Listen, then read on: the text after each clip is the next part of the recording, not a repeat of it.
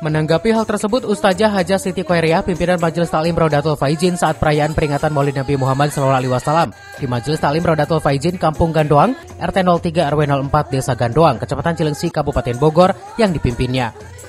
Cinta dan penghormatan kepada Rasulullah SAW memiliki nilai edukatif yang tinggi bagi umat Islam. Meskipun tidak dilakukan pada zaman Nabi, menurutnya perayaan ini tidak bisa secara otomatis dikategorikan sebagai bid'ah yang tercela. Dan kita harus dapat membedakan antara bid'ah hasanah, bid'ah yang baik dengan bid'ah syai'ah. Bid'ah yang buruk, bid'ah hasanah adalah inovasi yang membawa kebaikan, seperti perayaan Maulid yang dipenuhi dengan pujian kepada Nabi, pembacaan ayat suci Al-Quran, tausiah dan kegiatan-kegiatan lainnya yang mengajarkan umat tentang kehidupan Nabi, sesuatu yang sangat bermanfaat dan tidak melanggar prinsip-prinsip agama.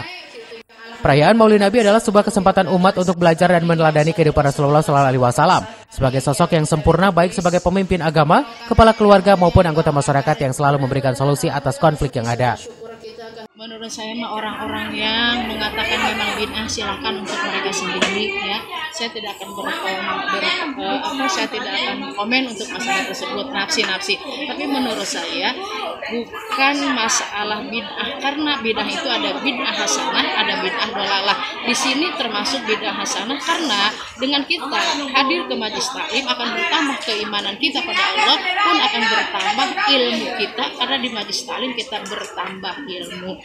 Maaf yang untuk mengatakan bid'ah itu nafsi silakan. Bagi saya tidak ada istilah bid'ah karena dengan acara ini alhamdulillah syiar Islam terasa sangat kuat.